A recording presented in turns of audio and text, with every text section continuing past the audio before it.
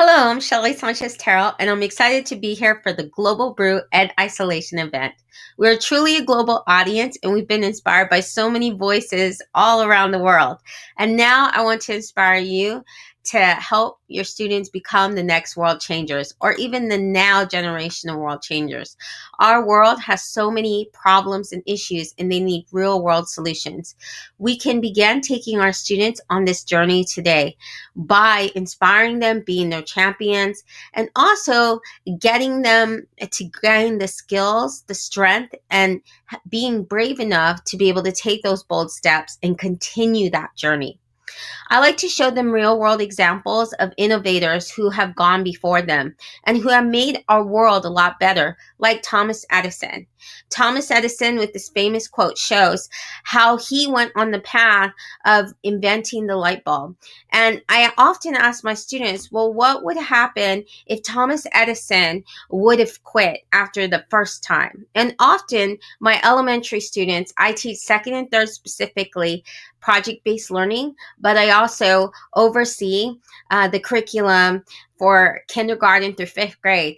And many of the students come in, and sometimes project-based learning is really hard. They have to cut for the first time or tie things together, or they have to be able to calculate or take measurements, and it can be very difficult for them. So they'll come in dejected and they'll say things like, oh, I'm just not very good at math or cutting or drawing and designing.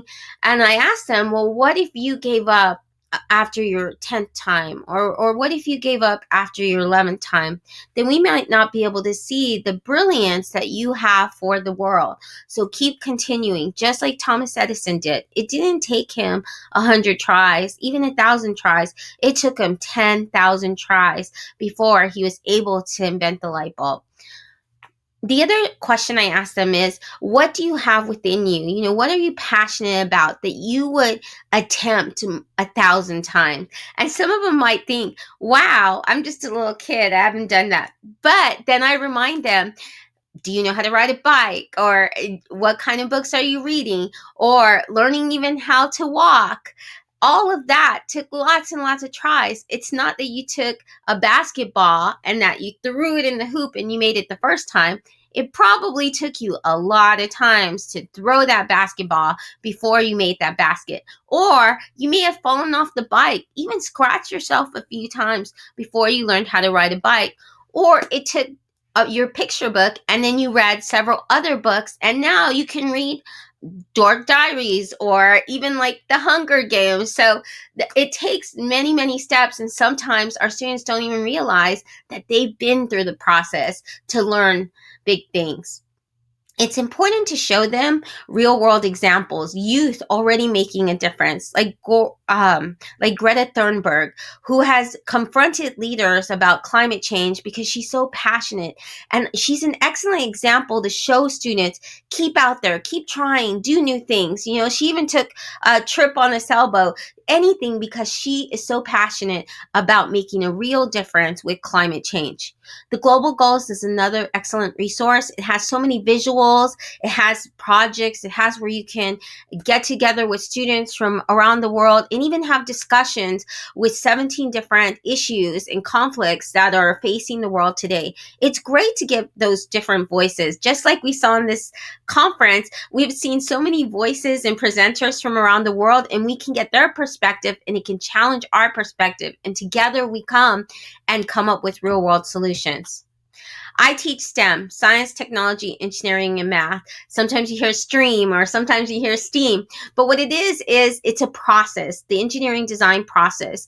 And it's important students walk through a process to be able to understand how we come up with solutions, how we document those solutions, how we get to present them to others, and then be able to implement solutions and continue this for our journey of trying to change the world. First, students have to come up with that driving question. How are they going to frame that problem so that way it can guide their solution, their experiments, what they want to build and create to find that solution? And then imagine and brainstorm. That is so important. I recommend that students keep a journal. Many of the great innovators did. Even Thomas Edison had a journal where he made so many drawings and SketchUp, and they don't even have to be excellent drawers, but making them go through a process really helps them understand, especially in a tech easy world, that it's not just sending a tweet and then you contributed to helping climate change. It takes more than that. It takes trying to come up with, ideas.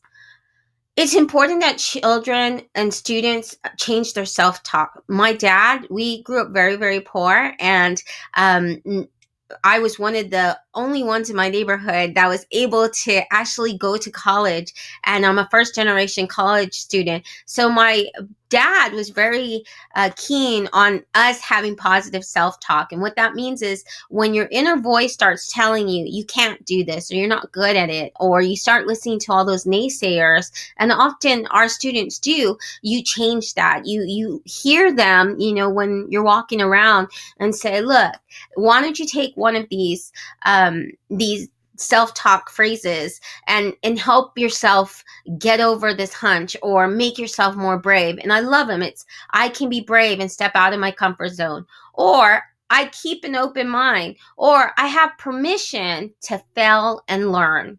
I have permission to go to plan B, C, D, and even Z. And so these are at northstarpass.com, and they're available for you to use free with students.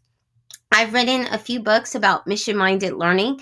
It's where we take our ideas or even world problems, and we send students on missions to be able to come up with solutions. So instead of just saying, hey, we're going to try and recycle program, or we're going to try and feed those around us in the community, we say, I am sending you on a mission. I believe you have hero potential, and that I'm going to send you on this mission. We're going to feed 10 people in our community, or we're going to write to the elderly and inspire them and show them that, we're interested in their stories. So whatever it is that you want to tackle with your students, send them on a mission. Frame it to where they feel like they are heroes and they're making a real difference, because that is what they're doing. At the end, they get a digital badge. You can also find lots of free resources at ShellyTerrell.com. In this short time, I'm not going to be able to give you all of the ideas that I have for inspiring your students to be world changers, but you can find them at ShellyTerrell.com/innovation. And of course, by listening to all these presentations at the Global Brew Ed Isolation event. If we want our students to be connected and to become global world changers, then it's really important that we are connected. We can see that joining these movements, Twitter chats, ed camps, conferences, webinars, MOOCs, taking ourselves and taking that time to be with other teachers that are very, very passionate too, will give us that support system. It's hard being a teacher, even in these times, especially in these times. And so we do need our supporters. We need ideas from others. It's a great way to connect and also connect classes and students. And if students see you being the model, then they'll be inspired too as well. This is my daughter, Savannah. She's 3 years old, and I'm so thankful that there are teachers like you with such a great passion to be her champion. And if anything today, please take away that what really matters and getting your students to be the next world changer or tap into their hero potential is that you believe in them, that you're their champion, and you say, even with all the naysayers, and trust me, they're on social media, so their ideas aren't only confined in a classroom, they're confined to a global audience. And sometimes that audience can be mean, but as long as you let them know, I believe in you, I'm your champion, I'm your yay sayer, and even if people say you can't do it, I want you to know, I believe you can do it. It is not crazy.